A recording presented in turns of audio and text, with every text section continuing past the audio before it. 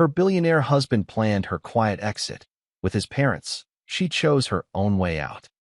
The NDA folder slid across the family table first, thick as a verdict, followed by a cashier's check, with more zeros than most people saw in a lifetime.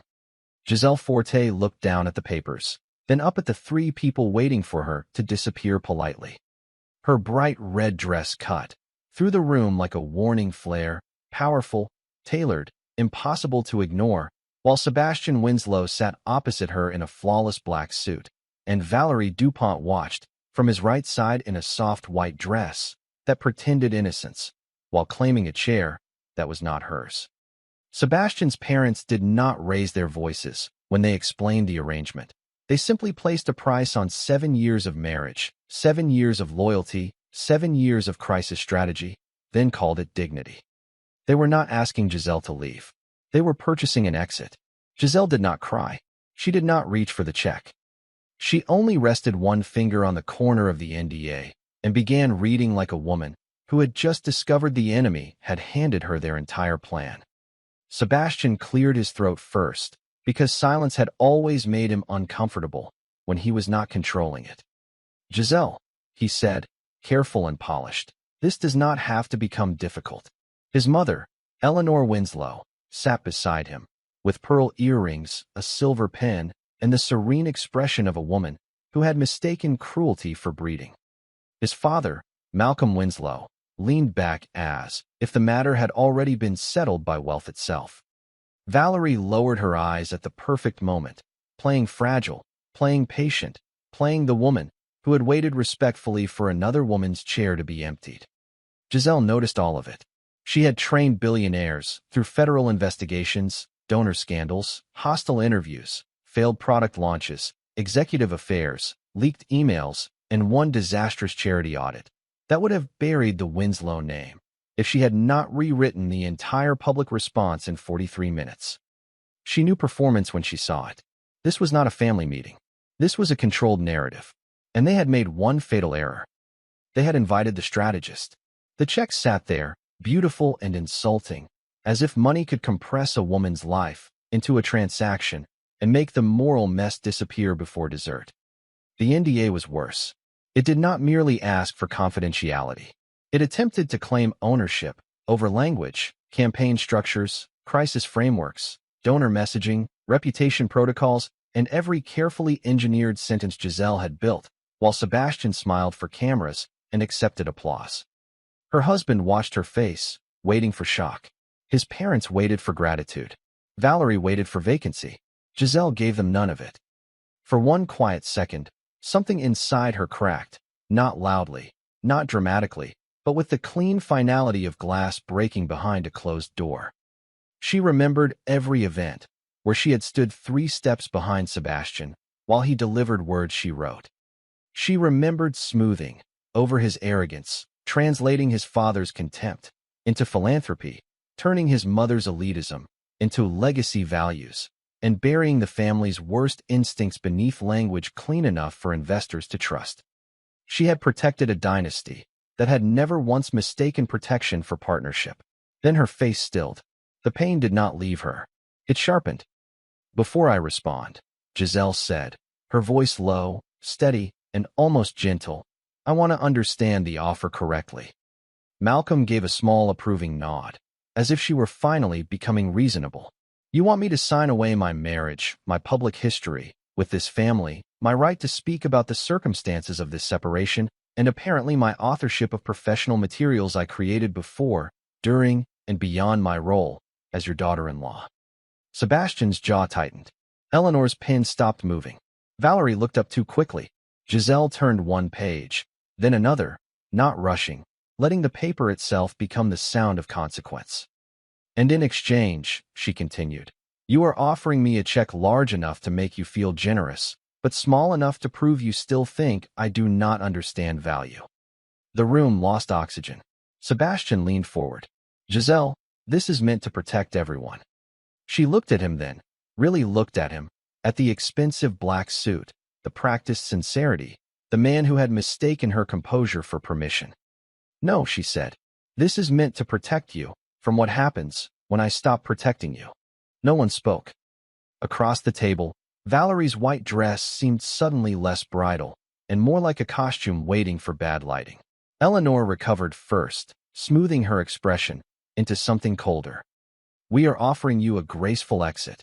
Giselle closed the NDA folder with 2 fingers. The sound was soft, but Sebastian flinched anyway. You priced the wrong woman. Giselle did not argue after that. She let the silence sit on the table, with the check, the NDA, and the family's ruined confidence, then rose from her chair, with the calm precision of a woman ending a meeting, not a marriage. Sebastian stood halfway, as if some old instinct told him to stop her, but he had no sentence ready, because every sentence he knew had been written, softened, or rescued by her. Eleanor Winslow watched Giselle's red dress move toward the door like a flame, leaving a room full of expensive ice. Malcolm said her name once, with the irritated authority of a man used to servants, lawyers, and relatives obeying, before the second warning. Giselle did not turn around. She walked through the corridor past framed Winslow portraits, past marble busts, past the library, where Sebastian had once called her the only person in this family who understands consequence, and she felt the words return now like evidence from a sealed file. The house was quiet when she reached the upstairs wing. Not peaceful, quiet in the way a museum is quiet after it has mislabeled the most valuable piece in the collection. In her dressing room, the mirrors caught her from every angle: red dress, straight spine, composed face, and eyes that had not allowed themselves to break in front of them. Only when the door clicked shut did Giselle place one hand against the vanity and bow her head. For 7 years, she had known how to manage a crisis before it had a name. But betrayal had no press strategy when it entered through the people who had slept beside you, praised you in public, and calculated your removal over family china. Her breathing stayed even, but her chest hurt, with a private, humiliating ache. She looked at the photographs arranged along the wall: Sebastian receiving an industry award, Sebastian opening a children's hospital wing, Sebastian speaking at a foundation dinner, Sebastian smiling beneath language she had built for him sentence by sentence. In every picture, Giselle stood nearby, elegant, useful, half visible. That was the wound. Not that they wanted her gone, that they thought she had never been central. She gave herself 30 seconds. Then she lifted her head. The woman in the mirror was not abandoned. She was informed. Giselle changed nothing about her appearance. She did not strip off the red dress, as if it belonged to them. She kept it on, because power did not become theirs simply because they had witnessed it. From a locked drawer beneath her cedar shelves, she removed only the files she had legal authority to retain: her passport, personal tax records, original consulting agreements, signed authorship clauses, timestamped drafts, encrypted drives containing her proprietary frameworks, board-approved strategy memos, and 3 black notebooks filled with dates, names, timelines, and crisis decisions no one in that family had ever bothered to remember. She left the diamonds.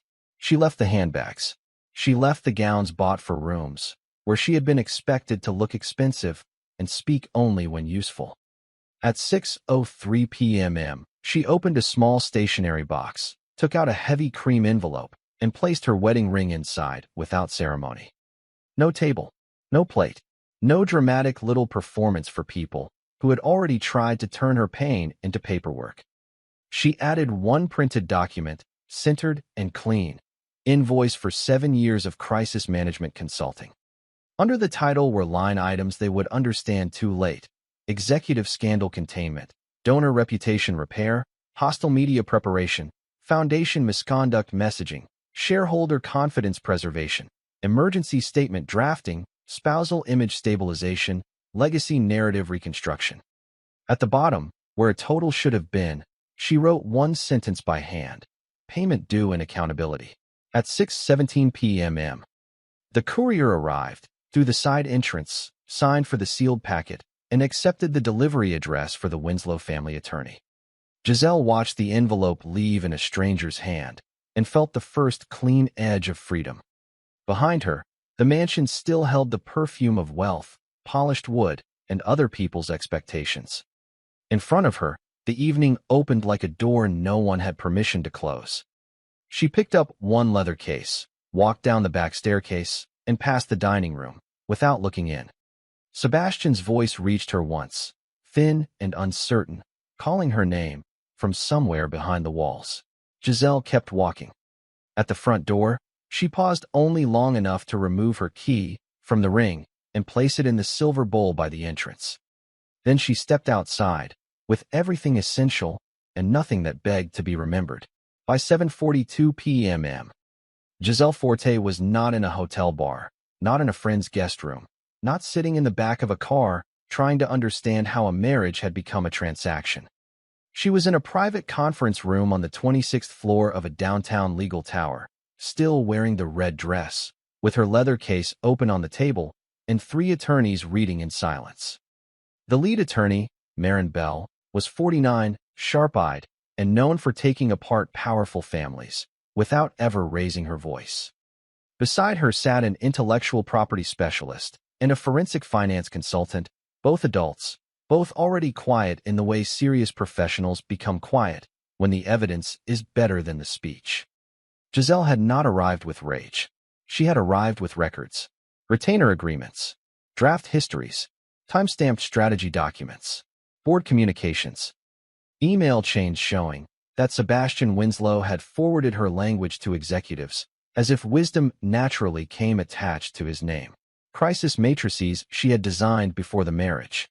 Donor repair scripts created under her independent consulting entity.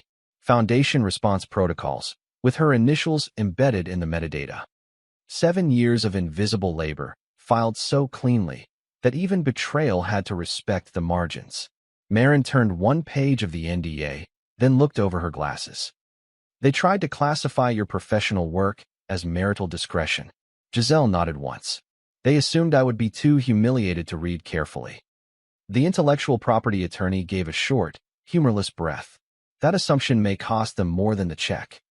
For the first time, that night, Giselle allowed herself something close to a smile, but it was not warmth. It was measurement.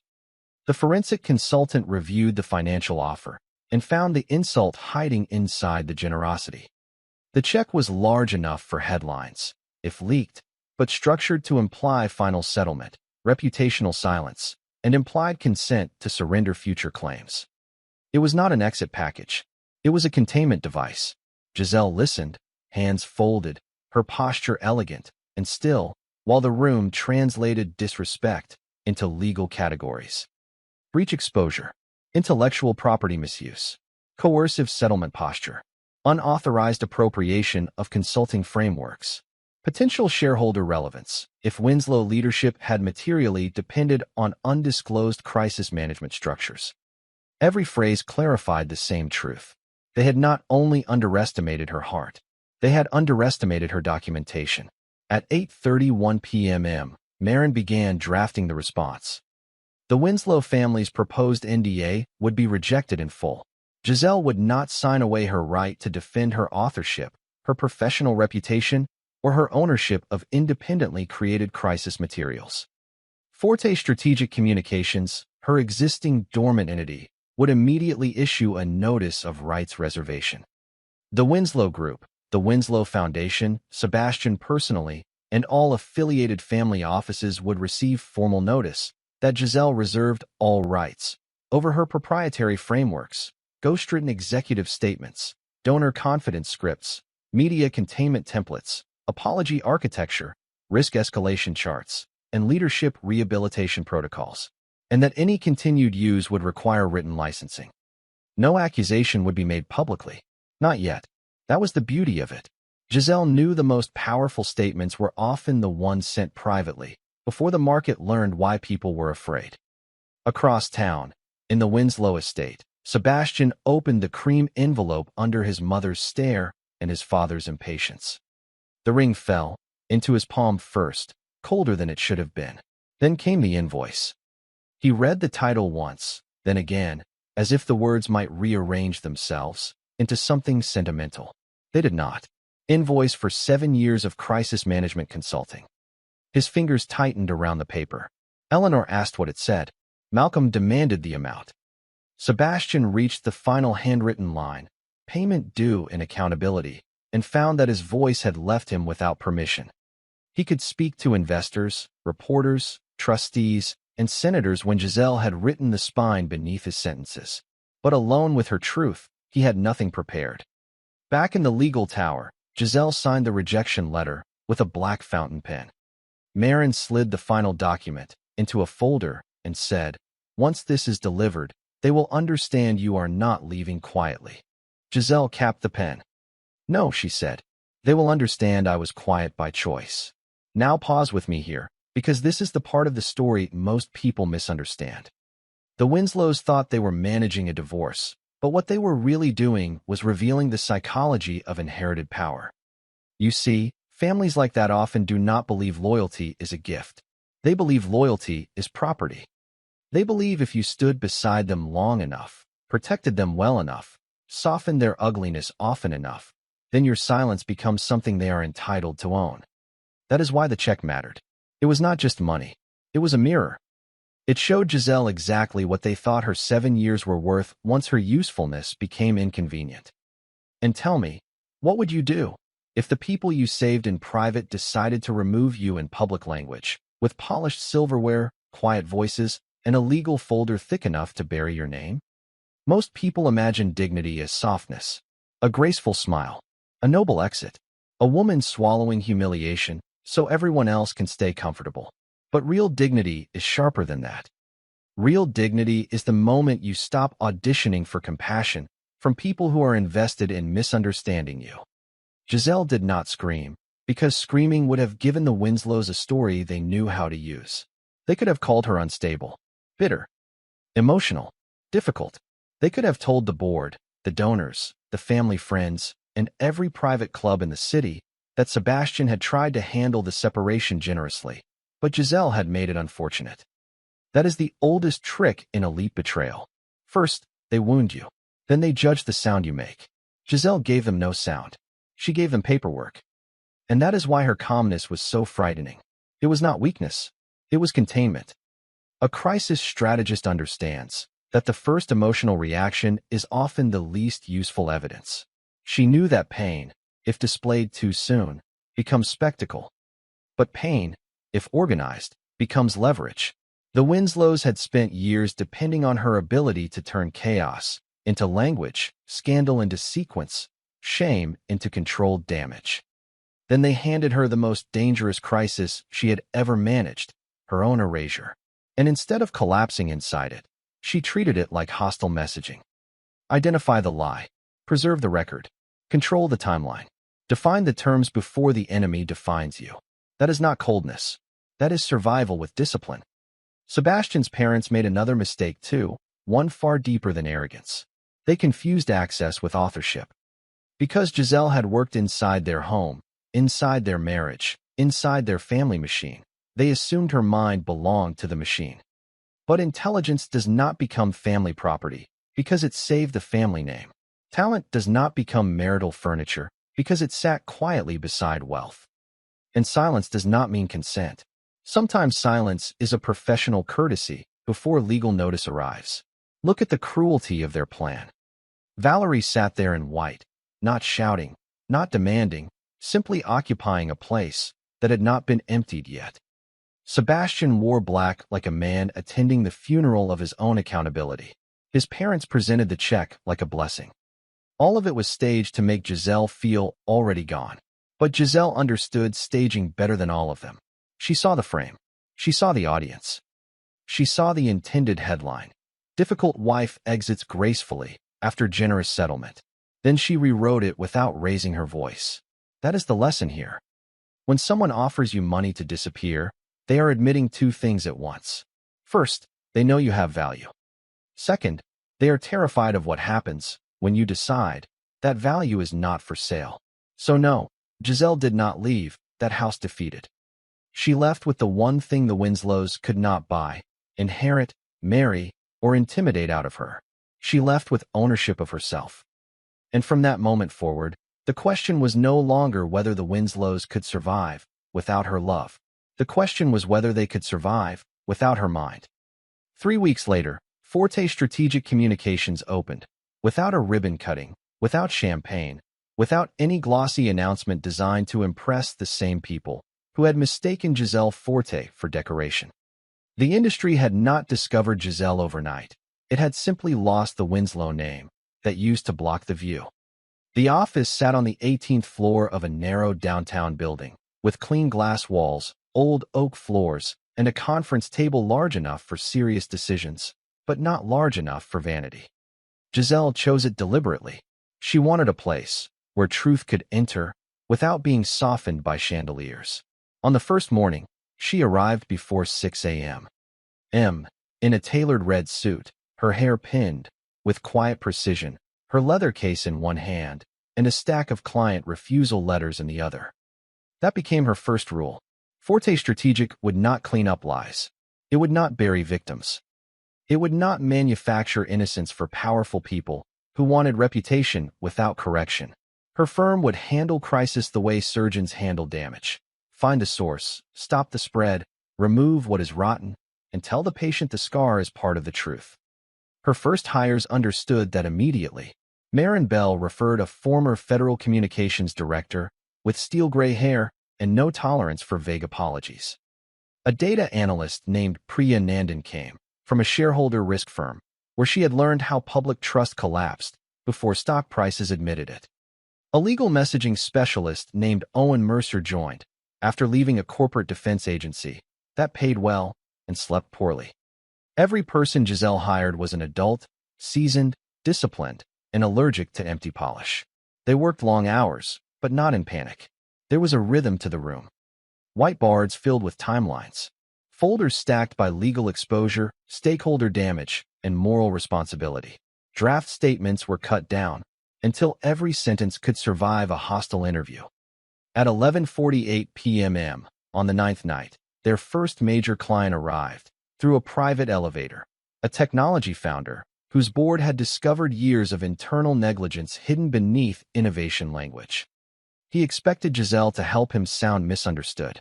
She told him to sit down and become accountable. The room went still. Then she walked him through the architecture of repair, independent review, public timeline, executive consequence, restitution fund, employee listening sessions, shareholder briefing, and a statement that did not use the word regrettable as a shield. He looked smaller by the end, but cleaner somehow, as if truth had stripped him of performance and left him with the possibility of survival. The campaign launched 72 hours later. It did not flatter him. It corrected him. And because it corrected him, people believed it. By the second month, board chairs began calling through private numbers. Foundations requested ethics recovery plans.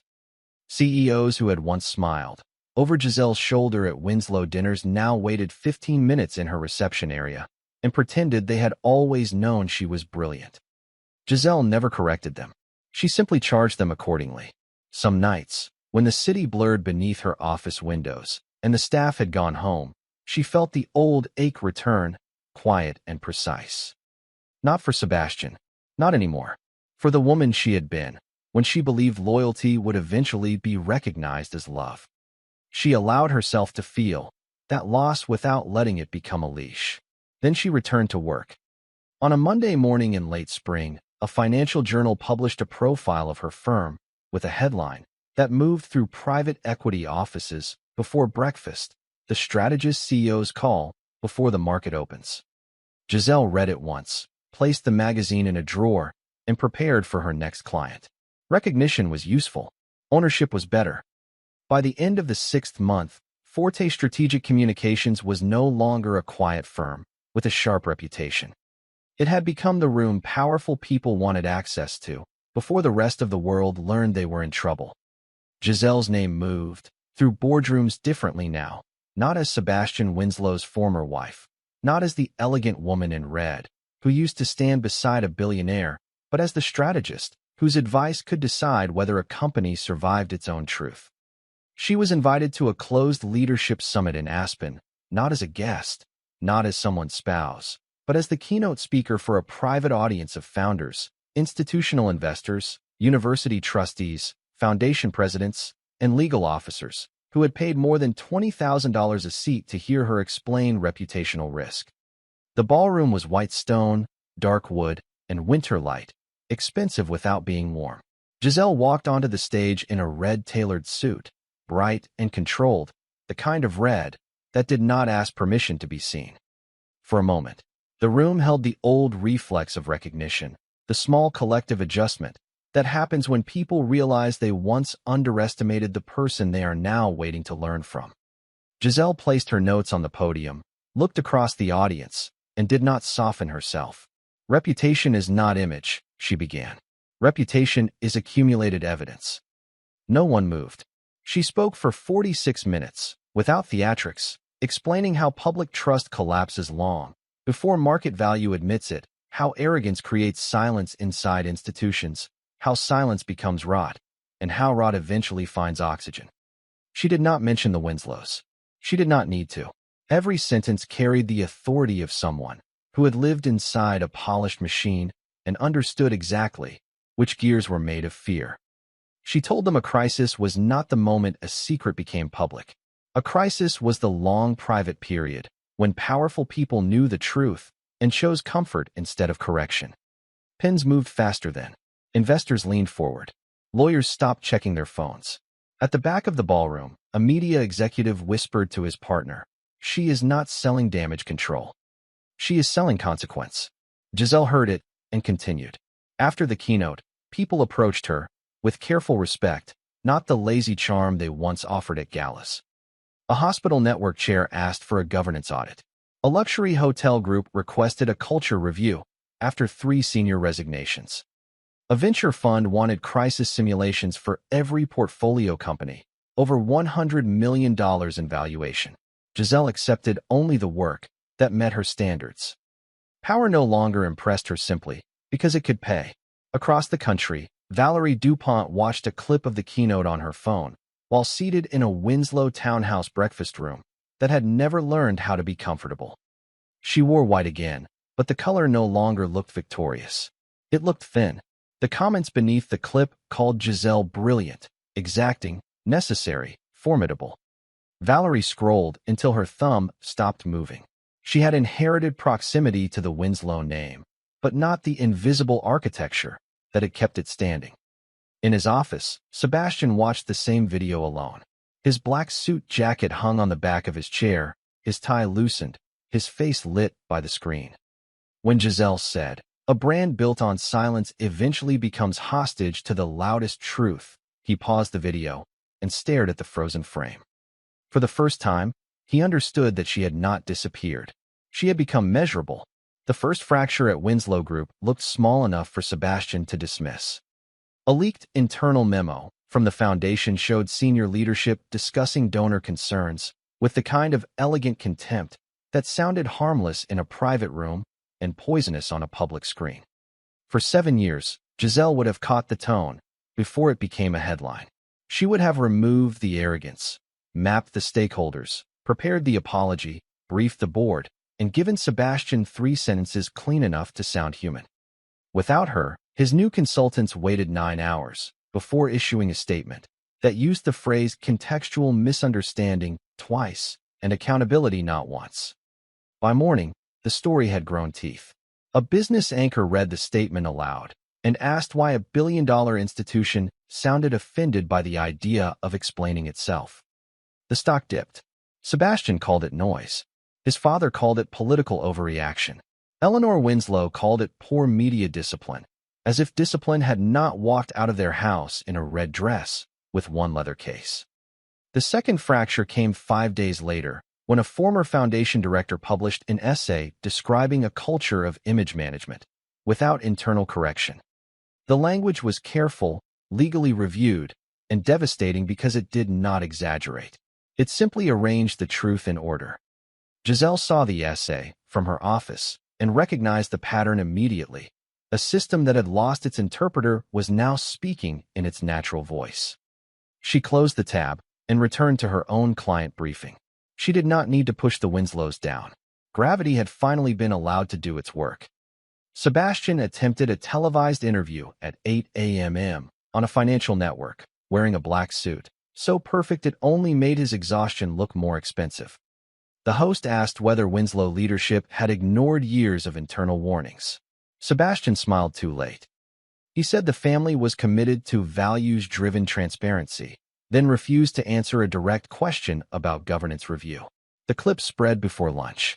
Commentators called him evasive. Shareholders called counsel. Donors delayed pledges. Valerie made things worse at a museum benefit. That evening, when a photographer caught her laughing beside Sebastian under a banner about community trust. It was not scandalous. It was tone-deaf. That was enough. Valerie began to understand that the Winslows had not needed another beautiful symbol at the table.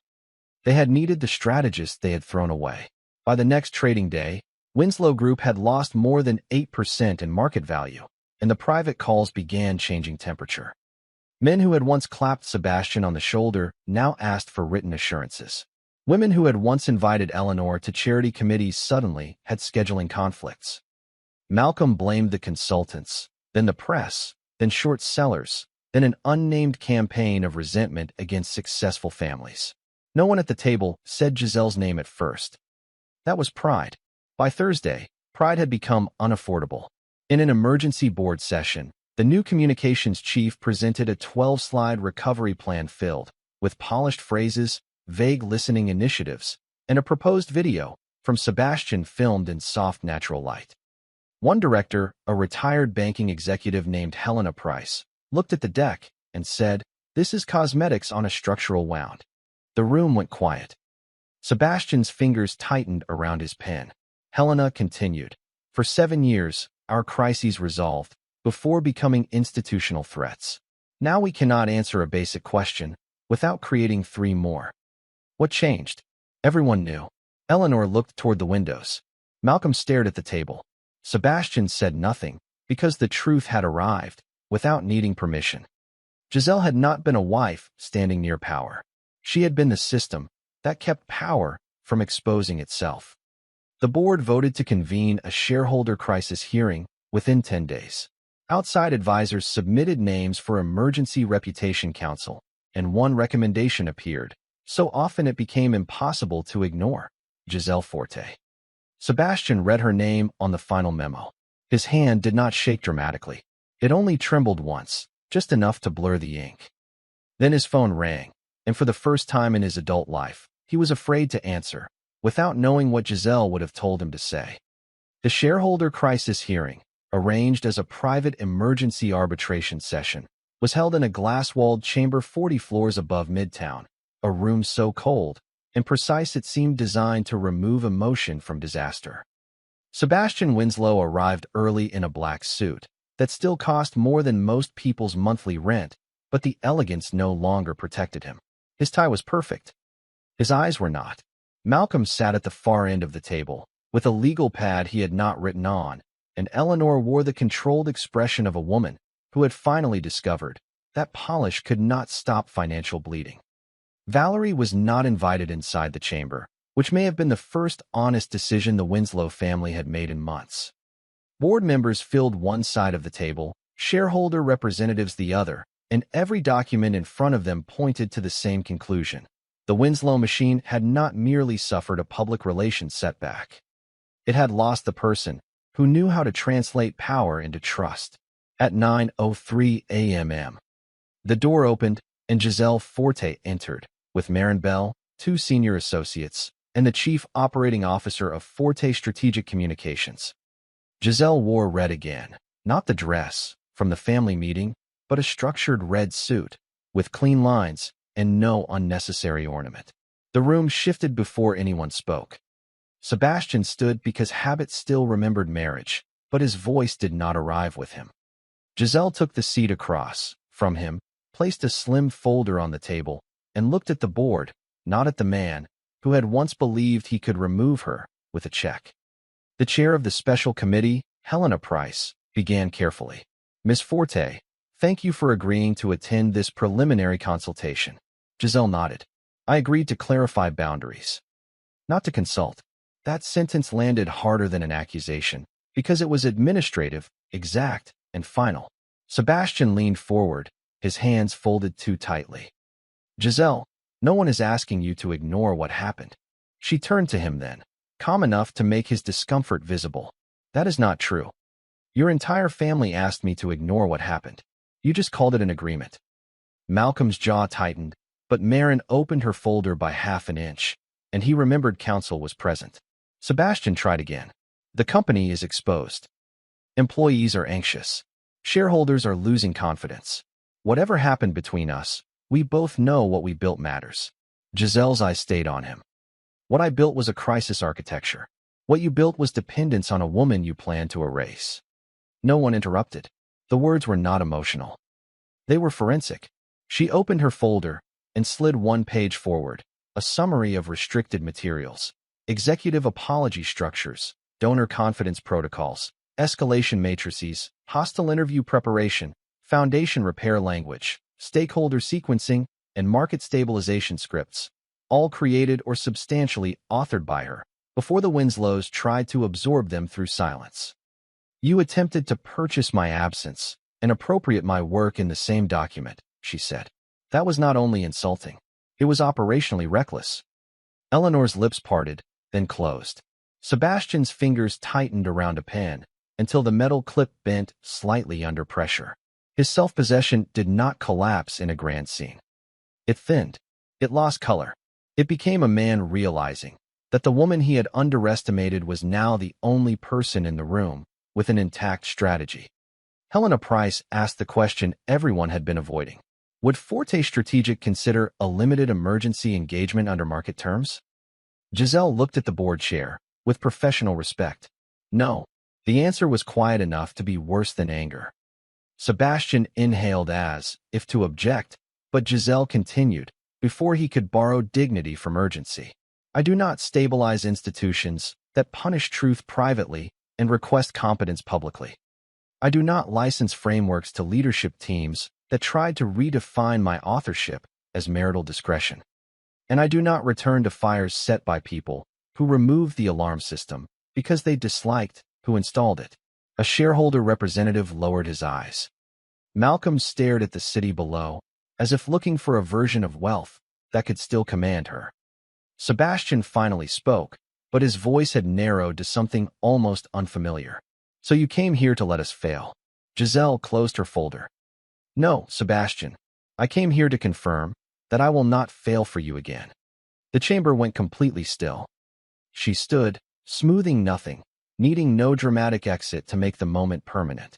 At the door, she paused only, when Sebastian said her name once more, softer this time, not romantic, not commanding, simply empty. Giselle looked back at him, and the logic in her face was cleaner than forgiveness. You tried to buy my silence, she said. Now you cannot afford my voice.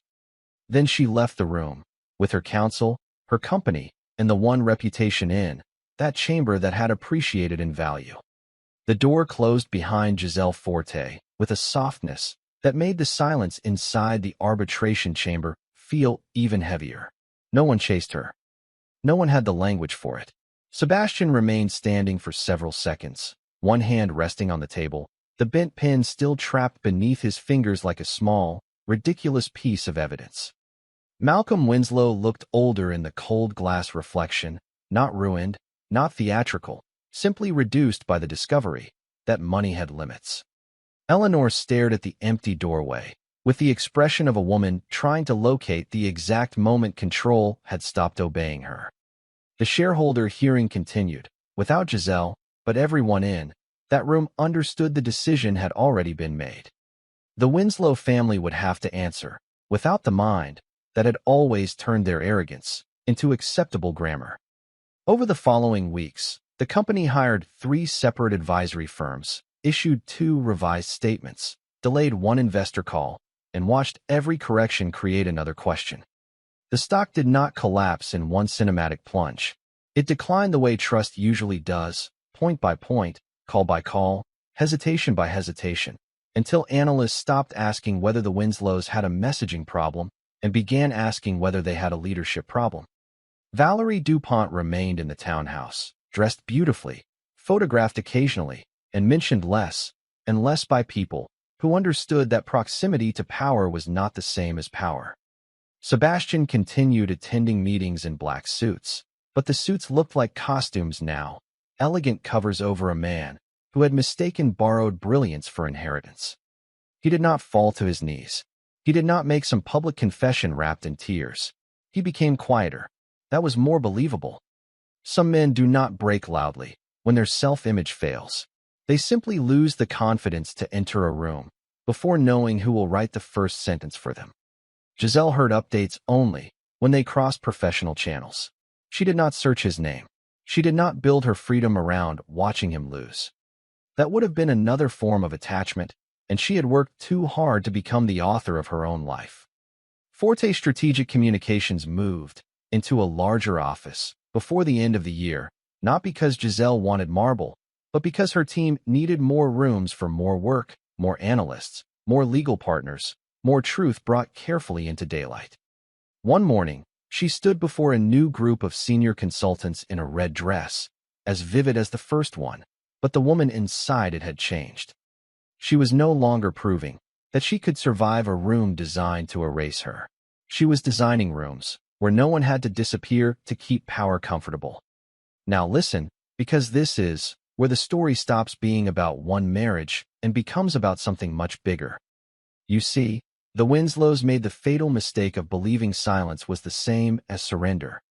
They thought a check could purchase dignity, that an NDA could bury authorship, that a woman who had protected them would keep protecting them after they insulted the very intelligence they depended on.